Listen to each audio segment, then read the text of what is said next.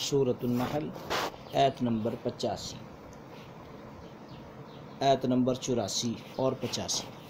ویوم، اور یاد کرو اس دن کو کہ جس دن نبعث ہم کھڑا کریں گے من کل امت، ہر امت میں سے شہید ایک ہوا، ثم پھر لا یؤذن، نہ اجازت دی جائے گی ان لوگوں کے لیے کفروا جنہوں نے کفر کیا، ولا هم یستعتبون، اور نہ ان سے توبہ ہی کا مطالبہ کیا جائے گا۔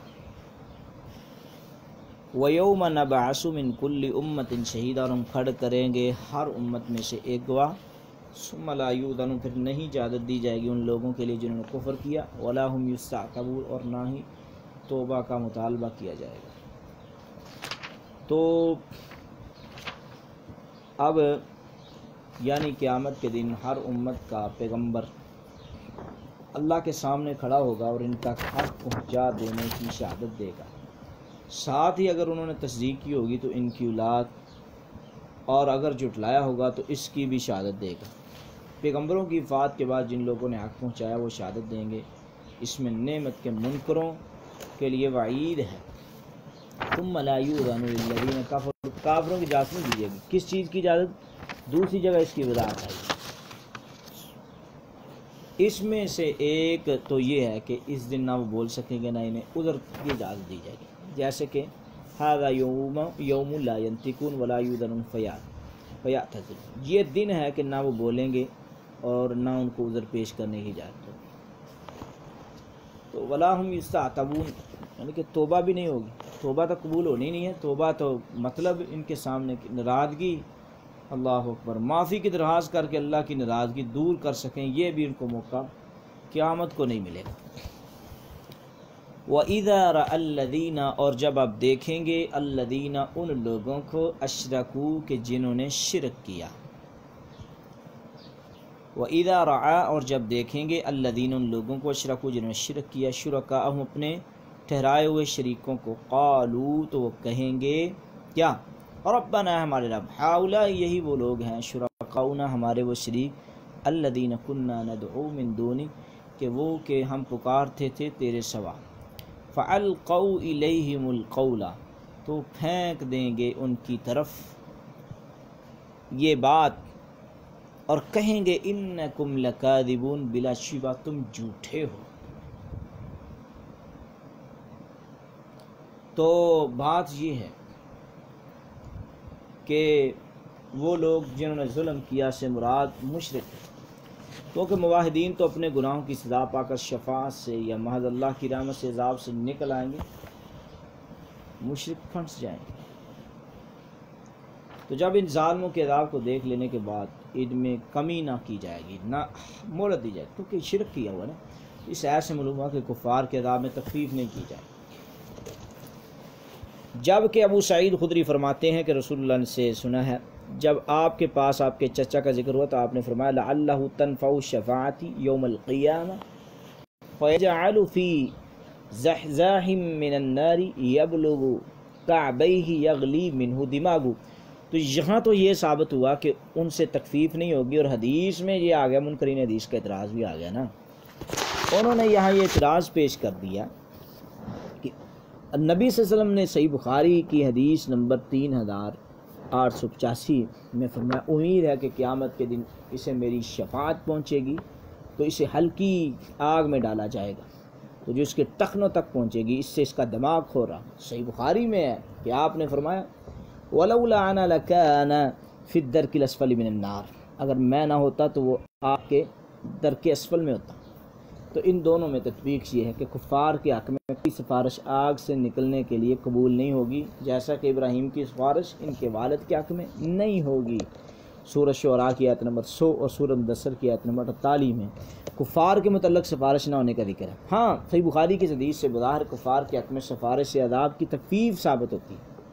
واضح رہے کہ جنت کے طبقات کی طرح جہنم کے بھی درجات ہیں، جنت کا سب سے اعلیٰ طبقہ فردوس ہے اور جہنم کا سب سے سخت حصہ اسفل ہے۔ تو یہ فیصلہ ہونے کے بعد کس کافر کو کون سا عذاب ہوگا، جب انہیں جہنم کی طرف روانہ کیا جائے گا تو جہنم کے 7 دروازوں میں سے ہر ایک کے لیے جو دروازہ عذاب کے لیے مقرر ہے وہ وہاں پہنچیں گے، اور اسے دیکھنے کے بعد پھر انہیں کوئی تخفیف یا مہلت نہیں ملے گی۔ نبی کی خیر خواہی اور سفارش کی وجہ سے ابو طالب کا فیصلہ پہلے ہی سب سے ہلکے عذاب کا ہو چکا ہوگا، اب وہاں جانے کے بعد مزید تخفیف و جہنم سے خلاصی نہیں ہوگی۔ یہ مطلب ہوا، یعنی کہ تطبیق یہ ہوئی کہ فلا یخفف عنہم العذاب ولا هم ینظرون کا مطلب یہ ہے کہ حدیث میں آ گیا تو یہ پہلے ہی رسول اللہ نے فرما دیا، ان کے بارے میں نام لے دیا کہ اس میں تخفیف ہوگی، اب وہاں جا کے مزید اس میں تخفیف نہیں ہوگی، جو وہاں پہنچ گیا اس کے لیے کوئی تخفیف نہیں ہے، تو اس میں کون سی بات ہے؟ تو اس کا دوسرا جواب میں یہ دینا چاہتا ہوں کہ جہنم سے نکالے جانے کی بھی تخفیف نہیں ہو سکتی، عذاب میں بھی نہیں ہوگی اور نکالے جانے میں۔ تو کل قیامت کے دن یہ لوگ جو ہے نا انکار کر دیں گے، جب اپنے شریکوں کو دیکھیں گے تو ان کا عذاب یعنی کہ ان کا انکار بھی کر دیں گے، یعنی کہ وَإِذَا رَأَى الَّذِينَ أَشْرَكُوا شُرَكَاءَهُمْ، تو کفار جب اپنے شریکوں کو دیکھیں گے نا جنہیں وہ مدد کے لیے پکارتے رہیں، اللہ کا شریک بناتے رہیں، بتوں قبر کو پوجتے رہیں، سجدے طواف کرتے رہیں، مشرکین مکہ نے کعبہ کے اندر ابراہیم اسماعیل کے بت لگائے ہوئے، تو مشرکین پکارتے تو رہے، پھر انہیں جھوٹا کیوں کہیں گے؟ جواب اس کا یہ ہے، جو بھی اللہ تعالیٰ کے سوا کسی کو پکارتا ہے جب قیامت کے دن وہ ان کے سامنے آئیں گے نا، انکار ہوگا تو پھر ایسے ہی ہوتا ہے، تو وہ پھینک دیں گے ان کی طرف بات، انکم لکاذب، تم جھوٹے ہیں۔ تو اب تستغیر یہ ان کو پتہ ہی نہیں ہے۔ اچھا یہاں ایک سوال یہ ہے کہ جھوٹا کون کا اقرار دیں؟ وہ کہیں گے کہ ہم تھے پکارتے تیرے سوا ان کو، فَأَلْقَوْا إِلَيْهِمُ الْقَوْلَ إِنَّكُمْ لَكَاذِبُونَ، وہ کہیں گے تم جھوٹے پکارتے رہو، تمہیں کس نے کہا ہمیں پکارو؟ تو یہ دوسرا یہ کہ اللہ تعالیٰ کا شریک کہیں موجود ہی نہیں، ہر مشرک خواہ بت پرست ہو، قبر پرست ہو، ولی پرست ہو، نبی پرست ہو، وہ محض اپنے خیالی بنائے ہوئے حاجت روا مشرک شاہ کو پکارتا ہے، حقیقت میں ان کا کہیں کوئی وجود نہیں۔ اس لیے وہ انبیاء اور اولیاء ان کے بنائے ہوئے داتا دستگیر انہیں صاف جھوٹا کہیں گے، تم ہمیں نہیں بلکہ اپنے غم و گمان اور خیال کو پکارتے پوجتے رہے ہو۔ ہے رہا شیطان تو اس نے واقعی انہیں شرک کی دعوت دی تھی، مگر وہ نہایت بے حیائی کے ساتھ اس سے صاحب بے تعلقی کا اظہار کر دے گا، وہ تو اس دن بھی جھوٹ بولے گا نا۔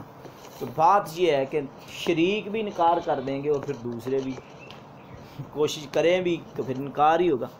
وَأَلْقَوْا إِلَى اللَّهِ، اور پیش کریں گے اللہ کی بارگاہ میں یومئذ اس دن السلام فرما برداری، وَضَلَّ عَنْهُمْ، اور گم ہو جائیں گے ان سے ما كانوا يفترون، جو گھڑتے تھے۔